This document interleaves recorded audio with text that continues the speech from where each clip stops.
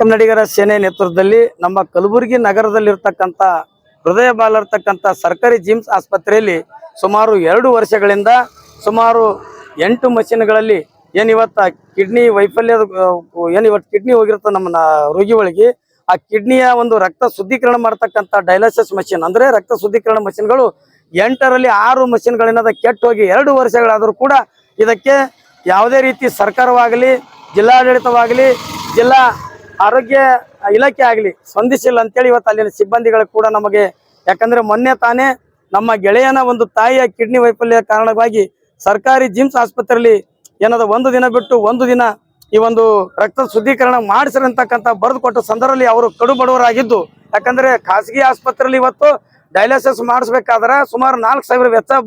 ಸುಮಾರು ಏನದ ಇವತ್ತು 4,000 ವೆಚ್ಚ ತಗಲ್ತದ ಯಾಕಂದ್ರೆ 1 ದಿನ ಅಂದ್ರೆ ತಿಂಗಳಾನುಗಟ್ಟಲೆ ಇವತ್ತು ಲಕ್ಷಾಂತರ ರೂಪಾಯಿ ಖರ್ಚಾಗ್ತದ ಹಾಗಾಗಿ ಬಡವರಿಗೋಸ್ಕರ ತಕ್ಕಂಥ ಸರ್ಕಾರಿ ಆಸ್ಪತ್ರೆಯಲ್ಲಿ ಇವತ್ತೇನದ ಈ ಮಷಿನ್ಗಳು ಇಲ್ಲದ ಕಾರಣದ ಸಾವಿರಾರು ರೋಗಿಗಳೇನದ ಸಾವು ನೋವಿನ ಮಧ್ಯೆ ಇವತ್ತು ಪರದಾಡ್ತಕ್ಕಂಥ ಬಳತಕ್ಕಂಥ ಪರಿಸ್ಥಿತಿ ನಮ್ಮ ಕಲಬುರಗಿ ನಗರದಲ್ಲಿ ಕಾಣ್ತಾ ಇದೆ ಹಾಗಾಗಿ ಇವತ್ತೇನದ ನಾನು ಮಾನ್ಯ ಜಿಲ್ಲಾ ಉಸ್ತುವಾರಿ ಸಚಿವರಾಗಲಿ ಜಿಲ್ಲಾ ಆರೋಗ್ಯಾಧಿಕಾರಿಗಳಾಗಲಿ ಮತ್ತು ಜಿಲ್ಲಾಧಿಕಾರಿಗಳಾಗಲಿ ನಾನು ಇವತ್ತು ಸಂಬಂಧಪಟ್ಟ ಶಾಸಕರಲ್ಲಿ ವಿನಂತಿ ಮಾಡ್ಕೊಳ್ತಾ ಇದ್ದೀನಿ ತಾವು ಶೀಘ್ರವೇ ಏನದ ಜಿಮ್ಸ್ ಆಸ್ಪತ್ರೆಯಲ್ಲಿ ಕೆಟ್ಟು ಹೋಗ್ತಕ್ಕಂಥ ಕೇವಲ 2 ಮಷಿನ್ಗಳು ಚಾಲುವ 3-4 ದಿನಗಟ್ಲೆ ಏನದ ಪಾಳಿ ಹಸ್ತಕ್ಕಂಥ ಕೆಲಸ ಆ 3-4 ದಿನ ಪಾಳಿ ಆದ್ರೂ ಕೂಡ ಬರ್ಲಾಗ್ಯದ 2 ಮಷಿನ್ ಸಾವಿರಾರು ಜನರಿಗೆ ಯಾವ ರೀತಿ ಡಯಾಲಿಸಿಸ್ ಆಗ್ತದ ಇದನ್ನ ತಾವು ಗಂಭೀರವಾಗಿ ಪರಿಗಣಿಸಬೇಕು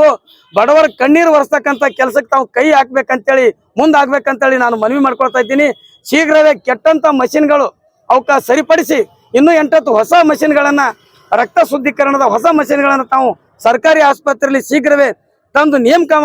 ಮಾಡ್ಬೇಕಂತೇಳಿ ನಾನು ಮಾನ್ಯರಲ್ಲಿ ಮನವಿ ಮಾಡ್ಕೊಳ್ತಾ ಇದ್ದೀನಿ ಸರ್. ಅಮೃತ್ ಪಾಟೀಲ್ ಶಿರ್ನೂರ್ ರಾಜ್ಯಾಧ್ಯಕ್ಷರು ವೀರ ಕನ್ನಡಿಗರ ಸೇನೆ.